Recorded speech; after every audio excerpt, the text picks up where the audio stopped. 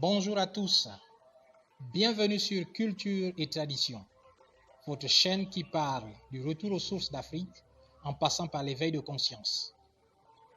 Et oui, aujourd'hui, l'éveil de conscience devient un élément fondamental pour tous les peuples qui aspirent à l'évolution.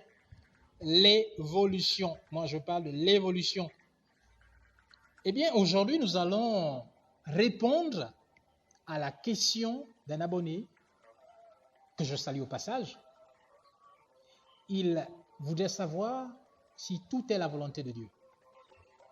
Ah oui, c'est une question fondamentale, hein? Il n'y a pas de quoi en rire.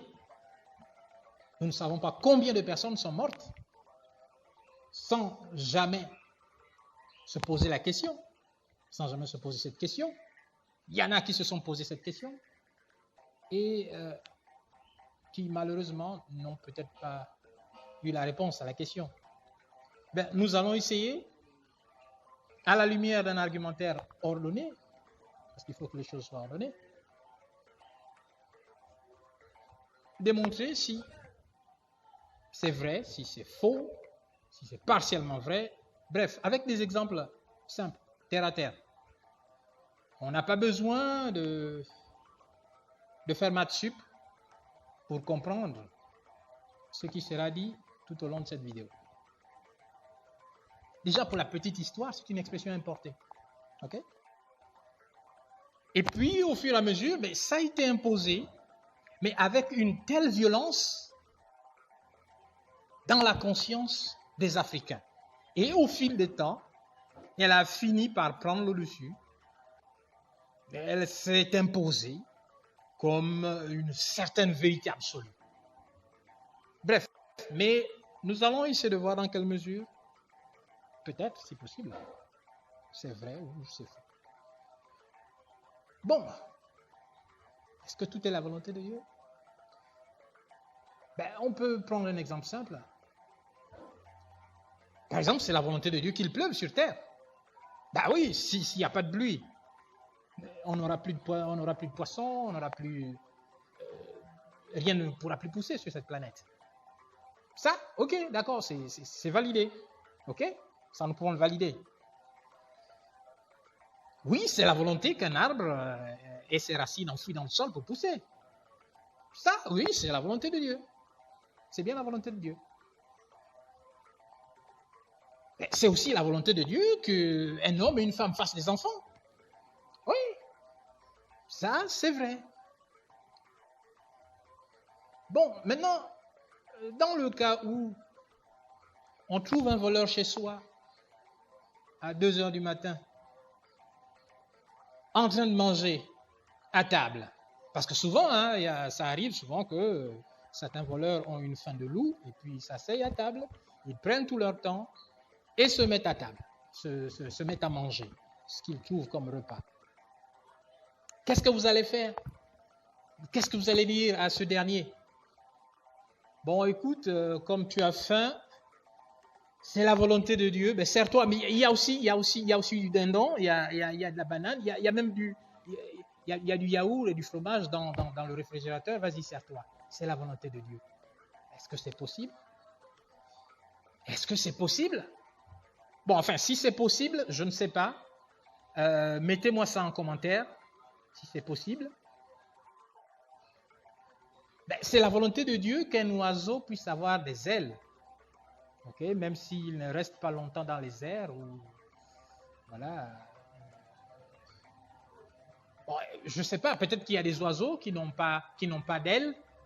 Je n'ai pas encore... Enfin, je ne pourrai jamais parcourir toute la planète. Voilà. Donc, nous sommes déjà plus de 1000 abonnés sur cette chaîne de plusieurs pays. Si jamais dans votre pays, vous avez une espèce d'oiseau qui n'a pas d'aile, merci de me le préciser en commentaire. Voilà, et donnez-nous son nom. Bref, on continue. On a toujours dit que tout est la volonté de Dieu. Ah, d'accord. Ouais, c'est bien. un groupe de jeunes voleurs, pourquoi les jeunes voleurs? Il n'y a pas que les jeunes qui peuvent voler, hein. Commence à dévaliser, les alarmes sonnent, la police arrive. Que dira la police? Non, mais les gars, allez-y, hein, c'est pas grave, c'est la volonté de Dieu, servez-vous, là. Servez-vous, remplissez les sacs. Faites le plein, les gars. Il n'y a pas de souci, c'est la volonté de Dieu. Donc, vous voyez, je crois que pour ce débat, on n'a pas besoin de beaucoup discuter là-dessus. Nous comprenons déjà que le monde dans lequel nous vivons est couvert, ou plutôt est traversé par un gros nuage, mais ça alors, un gros nuage invisible de mensonges. Oui, pour en dormir.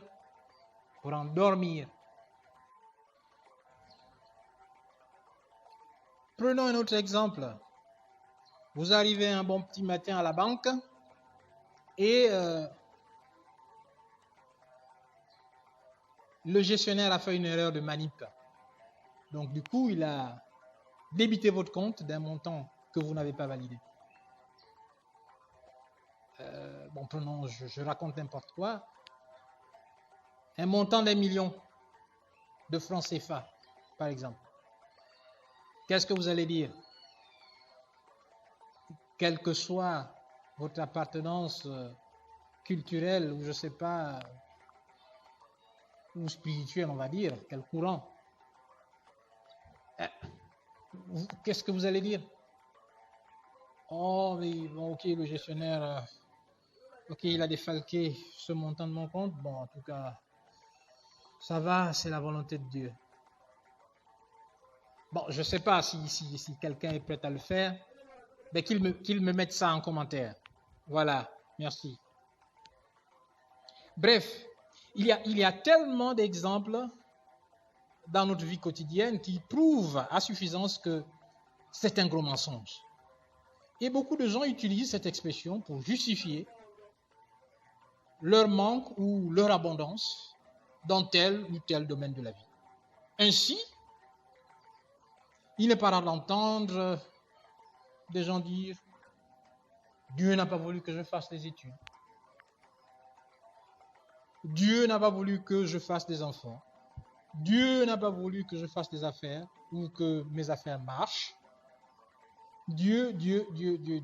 Bref, etc. » Ce genre de conception est le résultat d'une longue manipulation venue d'ailleurs. Cependant, dans le paradigme authentique africain, le Créateur ne se mêle pas des affaires humaines parce qu'il a placé des lois. C'est pourquoi nous devons récolter ce que nous sémons. Mais attendez, si tout était la volonté de Dieu, pourquoi un assassin est-il mis en prison? Ça, on devait se poser une question. On devait se poser la question. Je crois qu'on n'a pas besoin de faire maths sup pour poser ce genre de questions et comprendre que nous ne récoltons que ce que nous sémons dans cette vie, dans ce bas monde. Voilà. Et on n'a jamais entendu, lors de ce genre de cas, lorsqu'un assassin ou présumé assassin est devant la cour et puis que tous les faits sont établis et que vraiment tout est clair, il est coupable. On n'a jamais entendu les juges dire, bon, écoutez, après avoir examiné toutes les preuves qui pèsent contre le présumé accusé ou bien, voilà, le mis en cause, la Cour décide d'acquitter le coupable parce que son acte n'est que la volonté de Dieu. On écoute ça à longueur de journée. Oh, tout est la volonté de Dieu. Tout est la volonté de Dieu. Ah bon? C'est sûr? Mais ce Dieu, il est marionnettiste? Ou bien? Mais s'il est marionnettiste, alors arrêtons tout. Oui, arrêtons tout. Fermons les écoles. Mettons juste les enfants au monde. Ne conseillons plus nos enfants. N'éduquons plus, puisque tout est la volonté de Dieu. Arrêtons tout.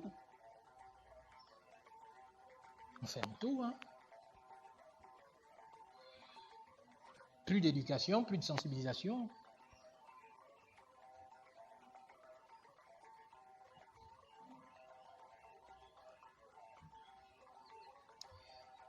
Alors, ainsi, moi, je vais conclure. Je crois qu'on a essayé de faire le tour du mieux que nous pouvons.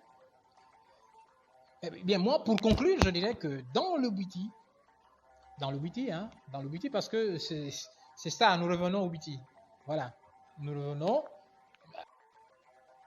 Ainsi, pour conclure, nous dirons que dans le Bwiti, les véritables maîtres enseignent que l'homme est responsable de ce qui lui arrive directement ou indirectement. Si tu fais du banditisme, eh bien, tu vas récolter le banditisme. Si tu fais le bien, tu vas récolter le bien.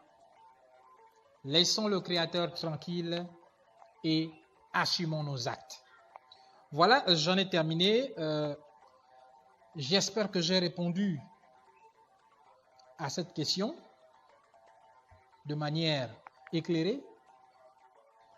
Enfin, le débat reste ouvert. Merci de me dire ce que vous en pensez en commentaire. Aussi, merci de partager la vidéo au maximum.